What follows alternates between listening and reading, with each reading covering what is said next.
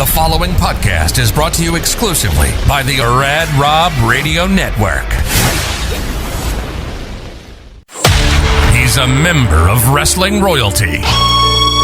His repertoire and skills in the ring are unmatched. He's always been loyal, trustworthy, and has a work ethic that is unparalleled. He's been bashed by his peers, by the media, and even by the fans. But he's living proof that our worst days do not define us, and neither can other people. Welcome to Rebuilding the Foundation with Teddy Hart.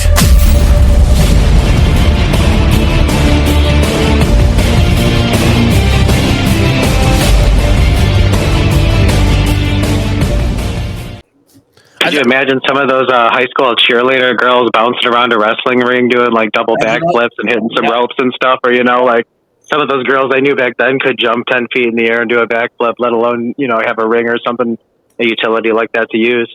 Oh, yeah. You think about some of these girls that are doing the dancing and all these, the moves on they're remembering so much stuff, their dance moves. There's a lot of girls out there that are dancing and doing, they're unbelievable gymnast athletes that are not able to go in. And like I say, the wrestling, to me, I think if you're doing it as a little different, you're opening it up more.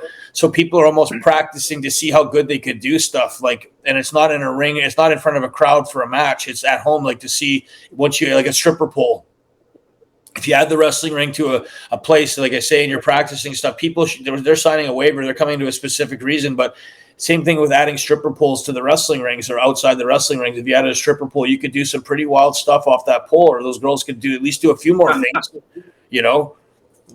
I think it would be cool. But again, it's one of those things. I think Vince could do a stripper pole and have it come down and the girls could hit that outside but I don't know. Again, if they're a stripper on a pole match. Yeah.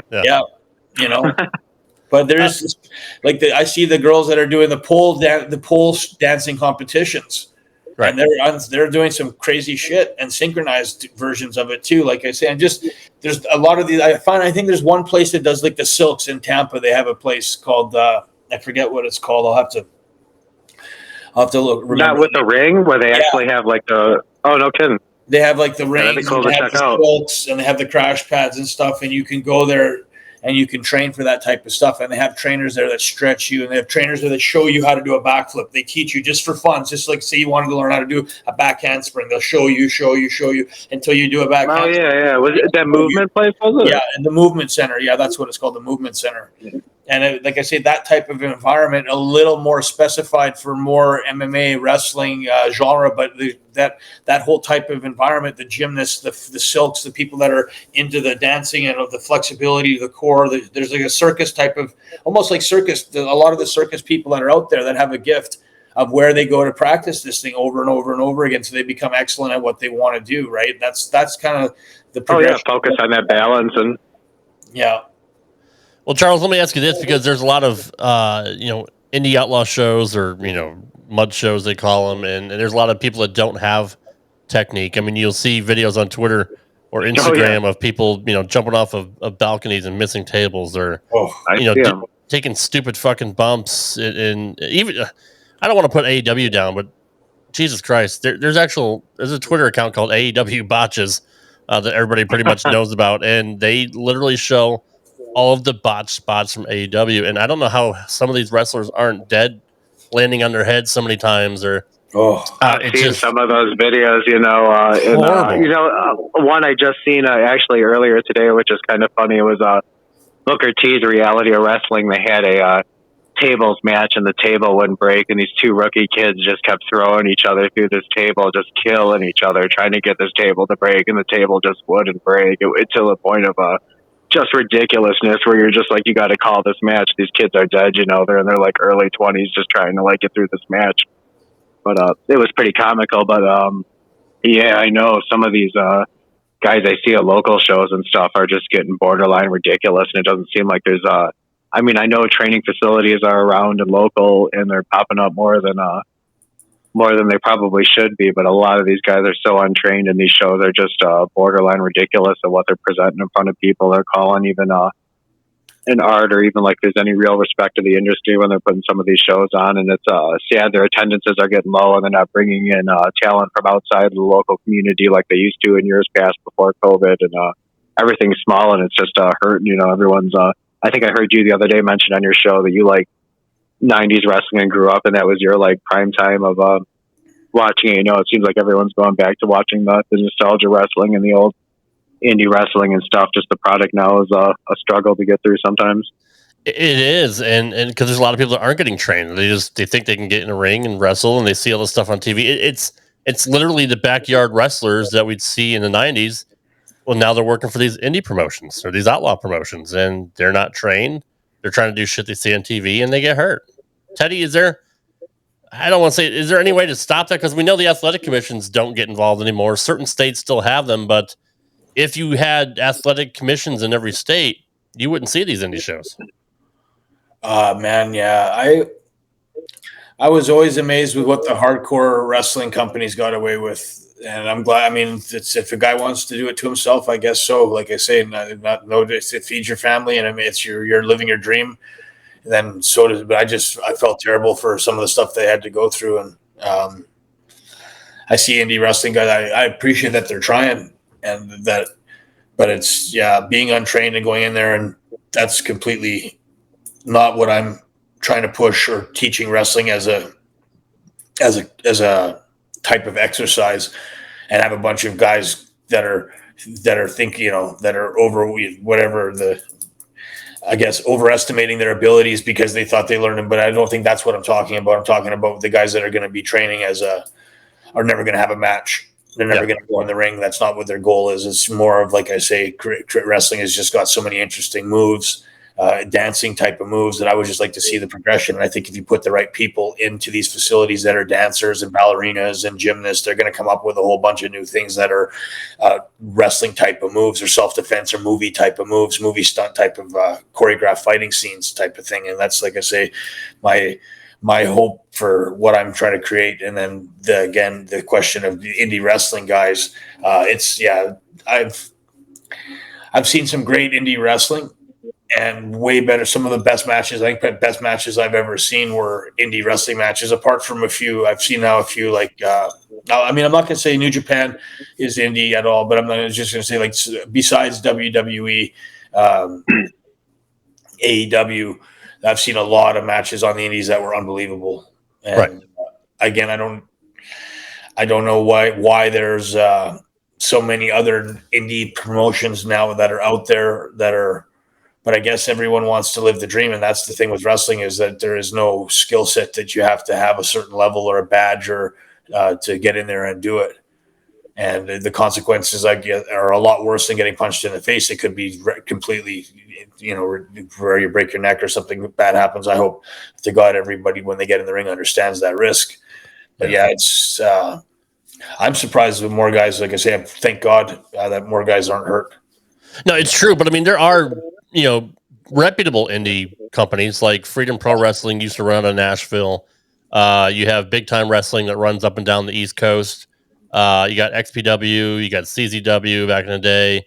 There are reputable companies, but there's just GCW runs some great shows. Yeah, Brett Lauderdale runs some great shows, and GCW runs some fucking unbelievable shows. Yep, what I've seen, like for indie shows, they do. But there's a lot of these, just like I call them, outlaw promotions, where it's just your local town. It's just kids that live there or guys that live there that want to get in the ring and pretty much have no idea what they're doing, and it's very, very dangerous. I wish some of those groups wouldn't do that, or they would have some kind of a training school. But it's usually just some local schmuck promoter or shyster that's just trying to get money and doesn't care. Brent is building out or something. There's some kids who got a ring and some time and don't even understand the liability of it all, or probably don't even have insurance. Going on. Right?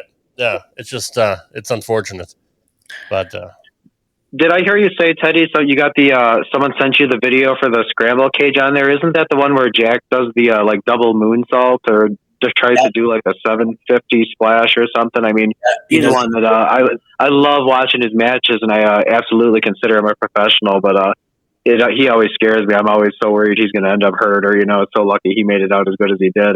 I haven't seen that match in so long, but he tried some outrageous stuff in that match. Yeah, he's like I think he's the toughest wrestler I've ever seen bump wise. If you really want to put bump for bump up there, like on a highlight video of how many like car wreck type of, and he found a way of making an art of it. And obviously, some of those were just eat shit type of bumps. That's just the toughness of the man and the flexibility and the athleticism of Jack, and the type of training he did. He did a lot of stretching, and I happen to be one of those like double jointed type of cats out there. That was, wrestling was blessed to have a guy that did that because he really stretched he's really stretched the imagination on what was possible for coming up and getting up. Always, like, I mean, the guy was just tough as fucking nails.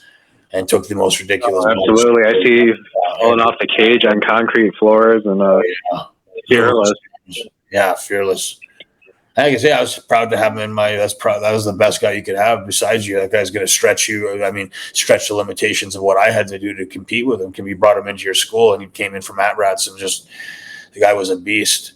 And just what a compliment of styles and stuff. I'd love to see some sort of like documentary or something on Matt Rats too back in the day, or just everyone talk back that, or a retrospective or something too. That seems like a lost time that you don't really hear about just because there's no real released footage. Or it'd be cool if Graham Owen was willing to, or we could get a hold of him to release that footage from the Matt Rats days, or to put a documentary type of thing together with my guys, because there's an interesting library there. For sure. I'm sure there's a lot of great stories and great people and characters that came out of that time, and you just don't hear or see anything about it.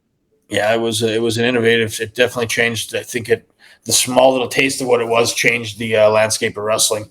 What was possible.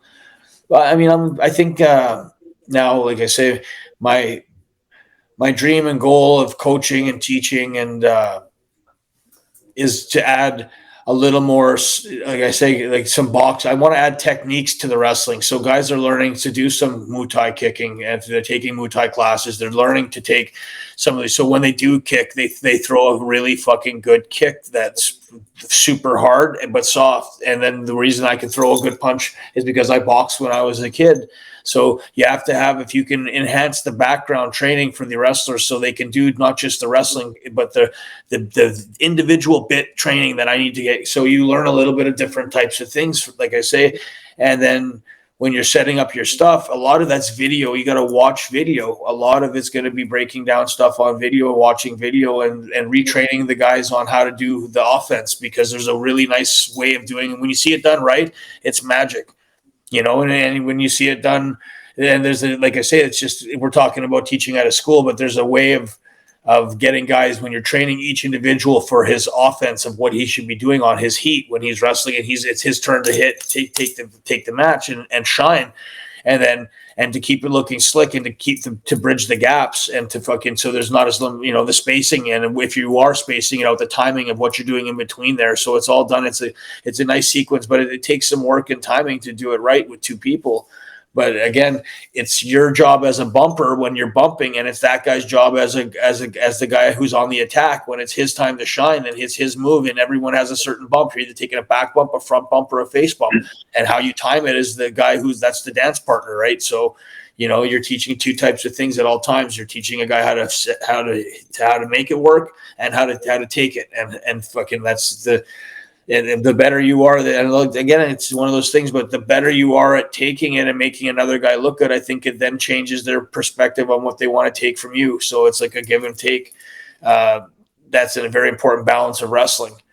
Because sometimes, when you're doing matches where guys are equally matched and they want to practice their skills, like a skateboard competition where each guy wants to practice his moves, each one's got his own type, his 5 moves, his favorite moves. He wants to switch them up a bit or add a little twist to it, and just, again, the way you set that up is just breaking it down on video, and a lot of video people just don't. I don't think the wrestling fans, care, so to speak, but the wrestlers or guys up and coming. It's a secret. It's a trick to break it down and watch it in slow motion, and rewind it, and then try to run it a different way with the same spot, but change 2 parts of the ending of it, make it a little bit longer. Add something, so then you're basically, and then I think that'll help guys, like I say, not that you're copying everybody else's spots, but you're learning certain spots for certain reasons, and then it's training the brain to be a certain way, because people forget how much memorization, like a lot of the wrestling stuff is, if you're trying to make it more complicated. If you're trying to run instant spots, if you're just doing stop, go, stop, go, stop, go, stop, go, that's fine. That's a certain type of wrestling. But I'm saying for me, it's the progression of where it's going to go, or why these matches are going to be good, or who's the next group of guys coming up. Why were they trained this way? Well, I think again, to create a two-headed dragon is way better than just one. So I don't know again how it's going to work out, but it's an experiment that I'm going to start working with. It goes into the creating an environment for guys, men and women, to go get along and train in a multifaceted environment. And it has to do with the meditation, the mindset of staying positive, to avoid depression. Everyone's in there it's a place to chill and to try to work on self-healing and self-evaluation and self-progression, where everyone has a small goal and they're going to these places to learn individual little skills. But there's coaches and people in there to help each other out, and everybody kind of works together to get to this point. Like, I always want to do the splits. I've always wanted to do the splits, and I've never been able to do the splits. So I have a stretching machine, and I've been putting it off for years and years. But it's like, that's just another thing. Like, I think, the stretching part of life is important. I preached that, and then I've stopped it and forgot about it. And I try to go back, and I try to remember to tell people, talking about Jack and being flexible is one of the reasons I think he could have taken and done so much stuff, was because he stretched a lot. He had great flexibility. And that, if you're watching guys on what made them work, then it's like a life lesson, like a piece of a puzzle, or they're giving you like a secret. And if you watch these different people and they're still going in the future, like Sylvester Stallone, I would want to know what he's been doing, like what he ate, and he looks amazing. There's a reason. So the proof is in the pudding. If I'm still walking after jumping off of 50 cages and doing 100,000 backflips or whatever, off the floor to the concrete and getting dropped on my head for 10 years, 20 years, 25 years, or whatever, but I'm still completely fine with, then what was the reason behind this? And then we explain our science and how we did it and why we do this way. And it's a style of living. But Jack would train a lot of MMA stuff all the time. He was always stretching and kicking full speed and learning how to kick 3 different ways: how to kick full speed, how to kick halfway, and how to kick soft for wrestling. So you're training yourself, and then training. Harry Smith's another guy that trains everything both hands. So every submission he does, he trains on both sides. So he's ambidextrous on both sides, even though pro wrestling, things are primarily done from your left. So that's cool, yeah. He learned things on both sides because he's just that type of technician, because he's learning it for information. It's like information of just being able to do stuff, like a bunch of like simple human tricks type of thing. But you love your body and take care of it. If that's something you think is important to get you out of the gym, if Rob thinks going to the gym is going to interfere with going to see his daughter at the church, then he goes to the church and takes care of his daughter now, because he's not getting paid to be fucking. You're not making any money being in shape. But if I told you, hey, I would like to see you do 1 day a week at the gym with you and your wife, if that's something I challenge you on, because I love you and I think you're a great guy, and I think 1 day a week at the gym is good for anybody. I think just 1 or 2 days a week for anybody, or even if you didn't do it at the gym, you have something you're doing at home, like stretching or and you told me you did DDP yoga, didn't you? Yeah, and I need to get back into it because I've put on way too much weight. I lost 62 pounds originally, and then lost my job and got depressed and put it all back on plus 30. So I feel like shit every day. So I mean, I'm glad you're my friend, because you are a personal trainer as well. So we could work on that as well. I do need to get back in shape though. Poor Charles called me with an alarm. Poor Charles had a situation happen, and I hope you don't mind if I mention, but his fiance had passed away very recently, and out of absolute nowhere. But Charles, are you able to touch, just because we're talking about depression a little bit, and just like I say, Charles has helped me when I was depressed and I was on probation, and I was after the Insane Clown Posse match. I remember thinking like that might be my last match ever, and I didn't know what I was going to be facing jail time wise, because I was on probation, and then I was on violations on the probation, which are bullshit, but they are what they are. And on top of that, it was a lot of things that really looked like I was doomed, and I was going to be doing some pretty serious prison time, at least 3 to 5 years solid time, maybe even worse. It could have been just so. Those are times where I'm like, man, I was feeling really down, and he picked me up at the airport and took me out for dinner and told me how he'd watched my career and he loved my moves, and then he thought it was, and so, so when he called me and he said he was feeling shitty and he's down, I understand what happened, but he said he called me recently, said he went back to the sauna and the steam room for the first time in a while. And I was like, man, that's a fucking good sign. He's like, I'm going to get back on the wagon. I'm going to get back on the horse. And I remember listening to the Andrew Tate podcast last night, and he talked about basically just get to the gym for a day or two, do something good, stretch, do something. But like, you have to be accountable for yourself as a human being, and you want to have a certain heroism. And I think he used the word being stoic. And I said, yeah, a certain. So I like Charles knew, and he told me, he's like, and that's when he called me. He's like, I said, Charles, I want you to be on the podcast. I said, because I'm depressed too, and I'm also trying to fight the mental battle of what am I training for? It's not for the ring anymore. You're not so you don't like people. You're training for yourself. You're training to just be healthier for your daughter. You're training for Charles, so your wife, your fiance, who's in heaven's watching you. You're taking her, and you're doing something to keep her memory happy, that, you know, because you have to find ways to motivate yourself. Life's a brutal kick in the face, a lot of shit. Everyone's got a lot. I mean, you have to find a way to stay focused and motivated. And when Charles told me the situation, I was like, man, you know, you're a fighter, dude. And I could just keep track of what he has 2 cats. And I know it was just, I know the cats keep you alive. They're good. They're around here somewhere.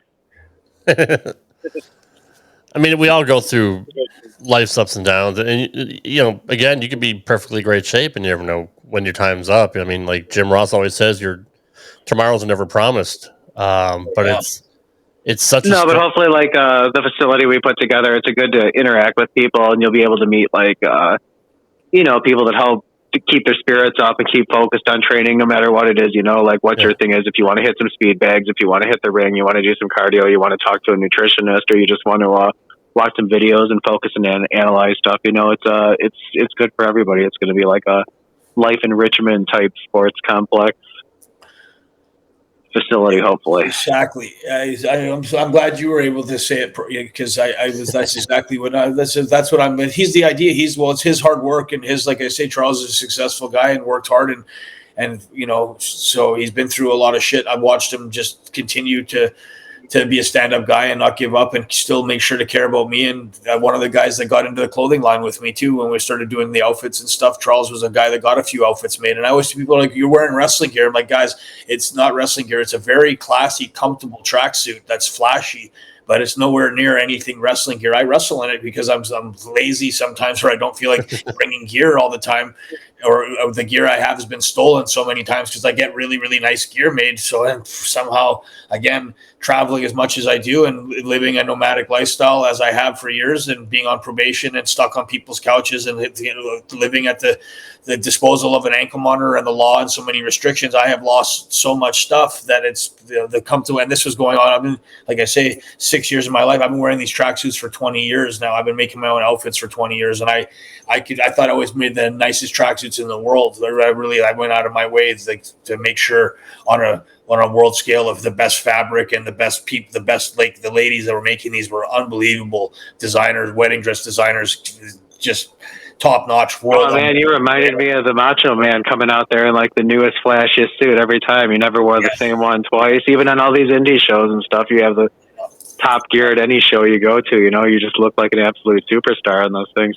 But that's absolutely comical. I don't mind you saying, you know, that like you wore that was your casual clothing and you wore that to the ring because you didn't bring ring gear. You know, like who would watch you on that ring and think that was not your ring gear?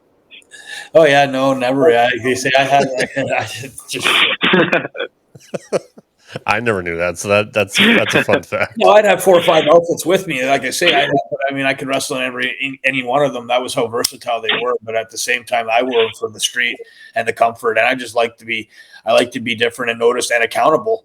And you're in those outfits, you're accountable. So you're nice to people. And when people talk to you and they come up to you, the outfit's a way of getting other people's attention. And then they come up and have a nice conversation, and you make so many people happy, and you make people smile, and you stay, you know, relevant without being a wrestler. I'm on TV. Well, no, but I travel so many places, and I'm all over with a nice car, a certain type of car with a certain type of crystal on it, and I hearts on my car and flowers, and I'm a peace guy, Jesus guy, you know, Yoda type of guy. I try to be so So it's another, when you're teaching people a mentality or to stay calm and to understand, like I've been through a lot of shit for 6 years. I haven't even been home. My life was completely taken and wrecked, flipped and flopped for some really shitty stuff that my wife and ex-girlfriend, I think regret doing even now. I know they have a conscience, and I'm sure you're paid some money to say some more bad shit about me. And if that's what you want to do, that's fine. But I know in your heart, I know in my heart, there was a lot of great times and memories. And that's, to me,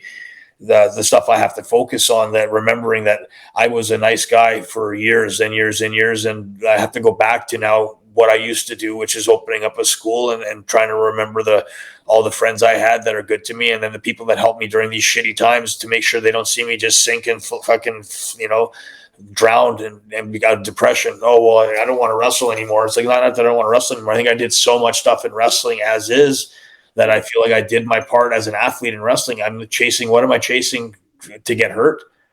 If there's a match that makes sense, then fine. Yeah, sure. But a lot of it to me is there's other life. There's life without wrestling to me, but it's still connected to wrestling in some capacity. But there's also a way of living, which I think is something that needs to be taught to people in general, especially men and women.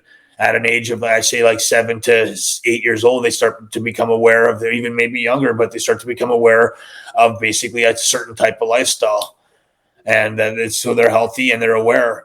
And like I say, I would, and I ask people this all the time along the lines, I would only wish people the best information possible. And where do you get it from? You get it from people that have done it. And so you have to surround yourself with people that know how to get in shape and how to stay healthy and to rise above adversity. And a lot of it goes to, like they say, just go to the gym, go to the gym or do some stretching or do something positive. And I know it's hard. It's hard.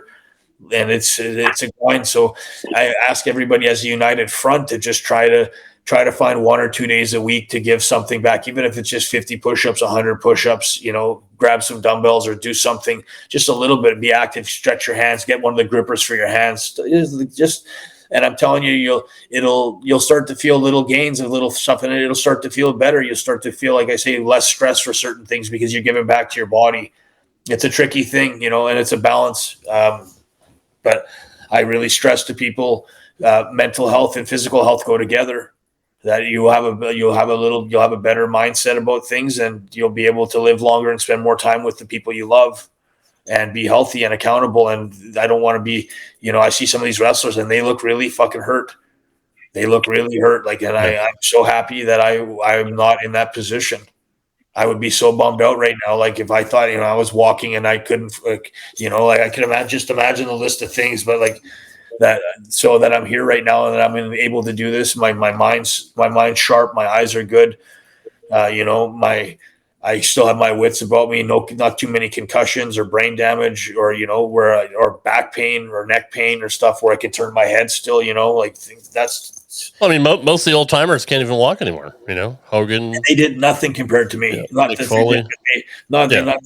they did nothing. I'll never say, pardon my word, but they did a very limited amount of that type of stuff where I was thinking the more high risk and more not high. Yeah, I guess high risk. It's high risk.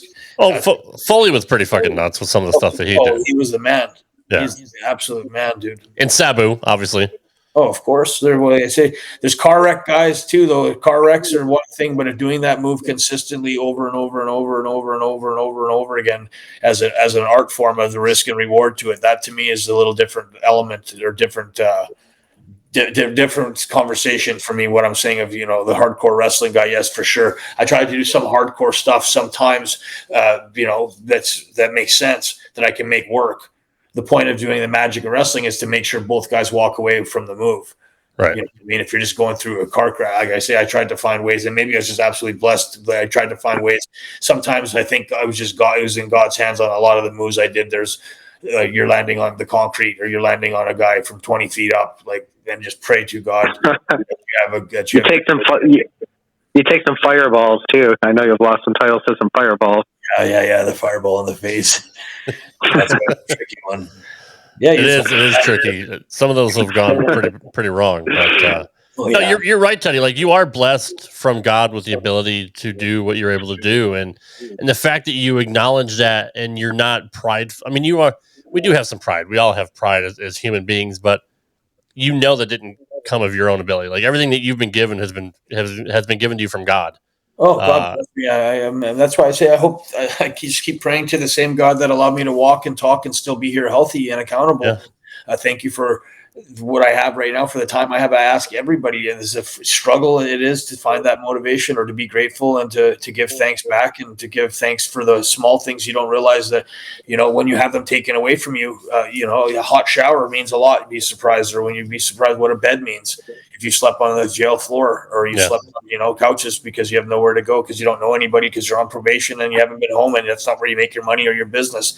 And when you have all these restrictions, you can't even get a job. You can't even do an Uber job or a DoorDash job. You can't do nothing. You couldn't do pizza delivery because they have background checks or different things. All those years of being on probation. Like when you're on probation, it's a different story. When you're off now, it's a little different now. Hoping to see what the real life is like without it, because it's 6 years of this restrictions on me. People forget it's like a scary world now. I mean, because now I have to think about all the possibilities because they're there.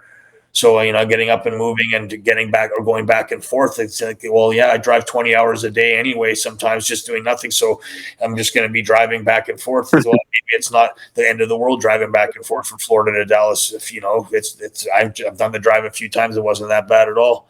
And so if that's my job and that's what I'm doing for another job, just to keep myself busy while I'm working on a few projects, like I say, that's not bad to me. I'm just, like I say, I'm trying to motivate myself on, what other people have had to do, and then I'm like, holy shit, that's a lot of work, and I respect the hell out of that now. And then when you have to try to understand it, it's a day-to-day working into a new style of living. I think Drake had what's his name on there, Gunner, talking about going back to the car dealership and working as a car salesman, or like you're saying, he got a promotion, or they kind of took care of him and he went to a top company and got to work, and like that, he's doing really well there. I'm like, that's the type of thing where you don't know what's going to come out of being Teddy Hart, the wrestler, along the lines of maybe somebody wants to, because of that person, you get a different job opportunity that you normally wouldn't have. There's connections out there. I just don't know, because I haven't been really actively looking.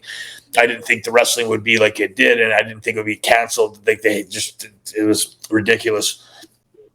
Like I say, over stuff that's not been substantiated in court. Machko could say whatever the hell she wants. And it's like I say, yes, we've had some fights, me and her, for sure. But there's a whole another, she's a fully aware, very tough, and knows what she's doing training wise, and was a wrestler. And like I said, these girls are pretending that they don't know anything, and they're all of a sudden super innocent, and they're not punching and kicking in the face. And so if you restrain them or hold them or put them in a position, it's like that's the only thing I can do besides call the cops on them for hitting me over and over. Or what are they hitting you for? It's like, well, fucking who knows? The girls are emotional. I'm emotional during a time of being locked up and going to jail in Canada, or not going to jail in Canada, and running and living in the States for a year, and praying to God that I get, don't face 20 years in jail and the stress of being over there. I totally say, oh shit, no problem. Some of the worst times of my life were at that time, because I just lost everything I had worked 10 years for, 15 years for. And Machko was the one that got stuck with me. So, I can't change anything, but I would say sorry. And I hope to God that you understand the situation and put yourself in my position on that, of where I was at that time in my life. It was awful. But to try to blackball me from wrestling, a way of making my living based on something that happened in a domestic environment situation, where she has no pictures of anything, and there's no accountability. There's nothing that happened that she could say that she wasn't involved in, fully aware of. And then all of a sudden she's now with this poor beaten girl, and she was so terrified, and she hated me after. That's, you're paying her to say these things.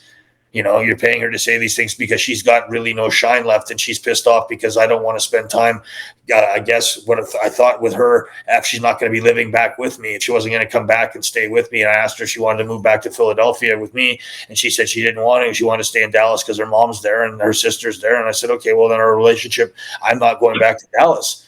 I already I got probation to move me to Philadelphia specifically for wrestling. So I had indie bookings, and a lot of them now. I'm one of the most booked guys. And that was a year, 2 years after we'd broken up, or whatever, the relationship was ended. And she had gone on, and we were friends again. We were dating again and had slept together. So, and then all of a sudden, another year after that, I'm dating Maria, or a couple of years later after that. Then she was pissed off. Right. And I was like, okay, well, that was a surprise to me because you had all these years to say it. If you were so, and then you also came back to me, and we were good friends after that. And I didn't think you would turn that type of sour over not having anything happening in your career, so you got nothing to talk about. So there's some cheap heat you can get off trying to bury me. And I don't like that. It's a bad trait people have, and it's a terrible tendency when people have that type of thing where they want to be vengeful and vindictive years later. I don't live like that. I was grateful, and I wish I could do more to help, but I left the situation with doing as much as I could to help. Whatever I could for her. I gave her a lot of cats and took care of her stuff, and that was the one thing that got me blackballed or whatever. That was really, like I say, that bullshit. And then and from what I heard, the reason Machiko did that is because she was contacted by Samantha Fiddler's sister. This is a couple of years ago. So that was what the progression. So that pushed one thing into that, and that's all bullshit. It never happened, and not the way they said it did at all. And that poor girl situation had nothing to do with me. Far, far, far away. And fucking, I'm not responsible for someone else's life at all. Who's 30 years old or whatever, 26 years old. Not my responsibility. They have a phone and a passport. They have that. I stole her passport. It was more anything they could say that makes me look like I had something to do with her not being aware of being a human being as aware and responsible. And sure, it's terrible, whatever happened, the situation that she's missing. But yes, you are well aware and responsible, had plenty of time to do whatever you wanted to do, and got locked up twice on top of that during that time down there. So please, and had full contact with anybody that wanted to come down to rescue you if you're in any danger. If you said you were, somebody would have known something. So it's like, I watched my life fall apart even more. But this is going on behind the scenes for a few years. This and trying to shit disturb and trying to make me look like and acting like it had some legs to it, when the cops that I work with and cops I know, they absolutely, from the day it ever happened or that I heard about it, that this is a joke. But then I'm watching a joke basically ruin my life, and this is the whole defending of my story now that I'm working on. So we'll see what happens. But those are like I say, you look back at your situation of, like, if that's what I got canceled for, one thing by one person, this is a pretty sad wrestling world for me, and I don't need to be in it if that's the case. I'll just watch people that want to watch and talk about great wrestling and great matches and guys that innovated. They're welcome to go to YouTube and watch Teddy Hart stuff, because that's the legacy I left behind. Not arguing and fighting with a sport that turned so sensitive and so weird out of nowhere, where you could make accusations, false accusations, and tell bullshit stories about things that all of a sudden a whole group of a bunch of other jealous people and player haters types of people that they're completely clueless and senseless decide to make this opinion. And the real people at the show, if they actually came to the show, you'd watch them at the show, they'd say nothing. They'd be cheering for me if I did an eye spot. They'd be chanting Teddy, Teddy, Teddy. They don't even know. But there's that small group of fans that make it seem like it's such a big deal, and they just shit disturb and whine and complain. So the squeaky wheel gets the grease, Yeah, like whoever complained about us and got us kicked off of YouTube. Oh, God, who knows what. Guys, get a life.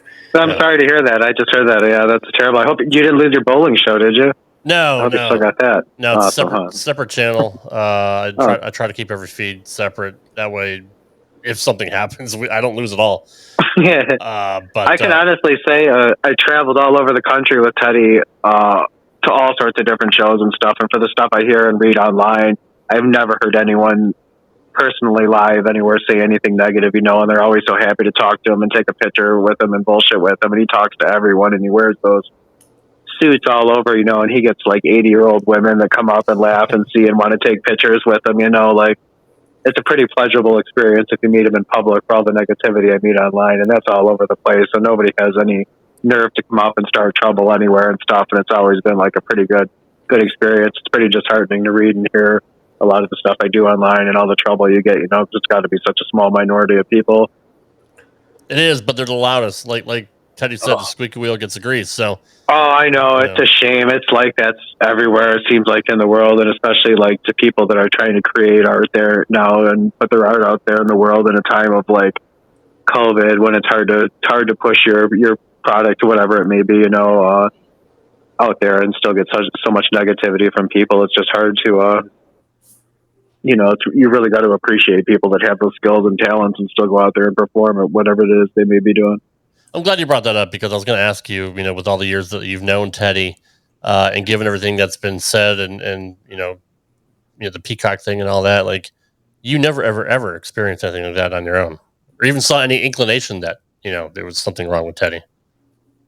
Oh, no, anything. You read stuff on like that, but no, it's a hard industry to work in because you're like traveling all over the country and you're working with people that you don't really know that well, and everyone's there for like kind of a one-off payoff. There's no real commitment to the organization. So it's definitely like a strange industry of people. He obviously knows it far more than I do, but he's always got along and worked with everybody, and I've never seen any problems anywhere. And you never even see the negativity or hear it like at the shows or see it from people. You'll read about it online. I've like been to shows that he's performed at that have been completely successful, and then read on the internet that it was a terrible experience and like read bad things about it. I'm like, what show were they at? It's just like they're starting and spreading gossip. Were they even at the show? Because everything went completely smooth. Like Yep. I'm actually shocked at some of the stuff I read and hear sometimes. And I know it's got to be hard on like Teddy as a person. I'm not speaking for them, but that'd be hard on anyone to be traveling around and dealing with like promoters that may be pulling something and working with people that may not be as talented as skilled, where you're going to be getting hurt, and then taking a lot of word of mouth from people that are just spreading gossip and rumors. There's not a lot to benefit from it, and not getting paid that much from it. And like what really is it? You're out there performing your art because you love to do it and you love to keep your family's name alive, and there are people out there like myself that really do appreciate it, but he's doing that for us as much as he's doing it for himself, and I do appreciate that a lot. He's brought me into as a fan, a lot of opportunities that I would have never had in my lifetime to meet people and go to shows and perform at shows and stuff. And that's like a dream come true for someone just coming off the street that has no business being around that stuff or with those people or being given those opportunities, So I really appreciate that. And I see he does that for a lot of people he meets, so it's not a negative experience at all. And then it's got to be hard to be from his side to read that stuff and hear that stuff and have to go through that stuff and being have the motivation to want to stay in the industry. Yeah, being vilified. I hope to come out of this. On the other side, where people realize that there was a lot of false propaganda and bad information given, I think, and really to distract you from watching and appreciating the art of the wrestling Teddy Hart did, as obviously not being cocky, but I did it a certain way, and I wanted to get to a certain level because I wanted fans to be able to watch years later and go, man, like really be honest to guys and measure the fucking height to the floor and measure the risk to the reward. If I wasn't getting a job and I wasn't on WWE, I wasn't getting paid hundreds of thousands of dollars to do this. And I did it for 25 years. Came from one of the major 4 families or 5 families from wrestling. And paid my street credibility was I was wrestling a certain style in a certain way and living a certain life on the road and in real life with marijuana being what I did. People knew, like, I moved a lot of weed. I can't help it. I moved a lot of weed. That's what I did to survive. I didn't move other drugs. But I know a lot of people, and I worked with a lot of cops for kids I trained and guys I knew over the years because they could trust me, and they're behind the scenes, undercover types of guys, whatever. They're always good to me. And I went to jail and shut my mouth and took my licks and paid my time and did my ankle monitor, did my probation, and came back now. And I'm just rewarded. I feel like I say a weight lifted off my back, and I'm rewarded that I can talk to Charles now and that we're going to build something together. I know he's got a job to do right now for the next 6 months. We're building a project and trying to get down there. And these are things, like I say, these are all the relationships that I had and I've made through wrestling that I'm making sure now come to fruition, because friendship is curiosity, and curiosity, like I say, I want to see where we're going to go with it. And I'm curious, and it gets me up in the morning. It gets me excited and motivated. And I wanted to say thank you to Charles too, for being accountable and being a partner and a friend and potential. Thanks for being potential, because I don't know what you always need potential. You need good potential. You need good ideas, and you need a plan to move forward if you're in this type of business, like I say. And being motivational and accountable are important. And those are things you get from having good friends that you can call and say, hey, Charles, like, let's set something up. And I said, I need you to be here at this time. And he came down to see me, or, hey, and you build the relationship when you need to talk to somebody and you could tell they're down. You'd be surprised what some kind words out of a friend means, you never know what people's headspace is sometimes. And loneliness is a bad thing out there. And I know loneliness is out there and a lot of people are dealing with it. And I, again, say to them, just like, value your friends and say hi and say, I love you to people that you love, and be fortunate and grateful. And that every day that we're here are still living in a free country. Because like I say, a lot of parts of the world are fucking super messed up. So, and just be grateful for what you can. And those are the things that you got to use to motivate you on a day-to-day basis to smile more. And really, it's just about trying to smile more and be motivated and to appreciate your meals and appreciate your friends and your family and your pets. And, that's my message for today. No, I appreciate that. Thank you very much. And I pray that Andrew Tate and Tristan Tate get out of jail. I heard there's a thing, I was reading something on Twitter that they may be getting some news about their sentencing and that they're going to be getting potentially released. So that would be a miracle. And that would be a big thing for the world right now. Yeah, absolutely. It would definitely help your case out too. I mean, other people have been canceled, like you, like Drake, like Joey Ryan, and so many people in Hollywood. Well, maybe some of the Hollywood people deserve it, but it is what it is. But Charles, I absolutely appreciate you working with us and taking time out to speak with us tonight. Thank you. It's been an absolute pleasure. I enjoy your show. I look forward to hearing more of them and following some of your other shows and stuff. But it's been an absolute treat. Well, I do appreciate it, brother, and we will absolutely have you back here multiple times. So it was nice to meet you, and have a good night. Thanks for coming on. Excellent. Thank you guys again so much. Have a good night, Teddy. Hope to talk to you soon. Paul, cheer up, my friend. I hope Paul Wallace is feeling better. He's one of my best friends, and just hopefully I'll get him on maybe next week, him or Pete. So, but Paul, keep your head up, my friend. And like I say, ride the wave and just understand that you taught me a lot of stuff about manifestation and staying happy and believing in dreams. And that's what I'm trying to do still. Like I say, every time I do a podcast, I feel like I'm trying to give 5 people just a little smile and some hope. And if that made their day easier, and that, like I say, it means the world to me. And I guess that's what I'm hoping for, like just the smallest bits of whatever it takes to ink through that day. And like, you appreciate the cup of coffee you have, or the sandwich you had, or the burger, or whatever. You're looking forward to something to come home and watch a little TV or whatever it is after working a hard job. It's a tough world out there. The 9 to 5 is a really tough, stressful thing. And I really don't think it's understood enough by other. For me, I live in 2 different worlds. So when I look at now, I'm living in 2 different worlds, and I'm jumping back and forth into both. The amount of respect I have for that type of work ethic and dedication and commitment to making it work and just to grind it out and to find a way to get through it and to be happy is a real testament to the human will and the human brain. And I just want people to understand that's what I created this channel for, was just some mind numbing, not worrying about anything except that, when you're talking or hearing, it's going to be basically something hopefully positive or something that bad happened, then what you can do to counteract it, and that I've been through some of the worst shit you can imagine, and that Jesus Christ or God or whatever, the creator, has pulled me through and still found me some wonderful friends, and that I could be easily dead right now and completely forgotten about, and that I'm still here, and that I have a purpose, because I think other people need to know that you fighting for your life is a fucking battle, and you're responsible for this on a daily basis, and you have to fight to be happy, and you fight for your survival to be happy and to be grateful. And it's a war, because if you let it eat you alive, you're just going to get miserable and crazy, and everything's going to be negative.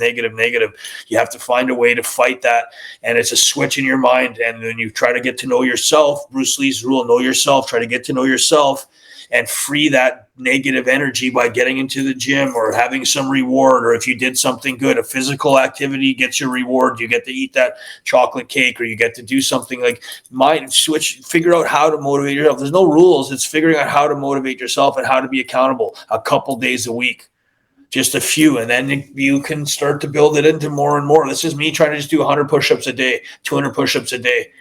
I'm not going to the gym a lot right now because I'm working on a few things. That's a hefty start, buddy. Just like I say, for me is 100 push-ups, not for you guys. Like I say, someone else, if it was... Yeah, I'm not starting with 100 push-ups. I'll work my way up to 100 I'm talking if you did 100 the whole day. My thing, Charles, is trying to get 100, if I'm doing, so whatever, if it's 20, 20, 20, 20, 20, not 100. Yeah, I gotcha. So, but yeah, just like I say, guys, I love everyone out there. I hope this planet continues to improve, and not that it's not. I think the technology is improving on the planet so that it'll get to a level where the good will be good and the bad will be bad. And if bad turns to shit, then you kill yourself from being bad. Then there's going to be a lot less people on the planet from not understanding the world that we live in and the work ethic it's going to take to survive in the future. and the commitment of whatever you do, your job, and to make that job work and to be smart and to find ways to survive and smile. And that's the most important thing, again, is your peace of mind and happiness on a daily basis is what I'm trying to spread that message on. Well, I can't find a better way to end that. Again, Charles, thanks for being here, brother. And, Thank you, guys. Have a great night. You too. We'll talk to you soon. Thanks, Charles. God bless you, my brother. All right, Mr. Hart, that wraps up another edition of Rebuilding the Foundation. I did want to ask you a quick question, though. Are you able to go back to Calgary now? Yeah, I am. For sure. You are? Yeah, you have plans? Anywhere I want in the world. So do you have plans on going back? I do, and just working out the details of my schedule. A few different things. Like I say, I have working on I'm working on a documentary potential and another one in Canada. And then I have a few friends that are working on some stuff in Florida and in Canada. So, and I'm not sure, like I say, there's another business opportunity still we're throwing around with my friend Fredo about doing some stuff in Dallas here. So I'm just kind of waiting on a few different opportunities. Like I'm sure you want to see your parents too, right? Would love to see. I haven't seen them in a long time. Yeah, once in 6 years. That sucks. That really does suck. All right, guys, we hope you enjoyed this edition of Rebuilding the Foundation with Teddy Hart. Thanks for all your support. Thanks for sticking with us, and we will see you next week. Take care, guys. See you guys. Thanks for listening to Rebuilding the Foundation with Teddy Hart. To keep up with the latest happenings with Teddy, follow him on Instagram at @officialteddyhart. You can also email us at rebuildingthefoundationpodcast@gmail.com. Join us next time for Rebuilding the Foundation with Teddy Hart, right here on the Rad Rob Radio Network.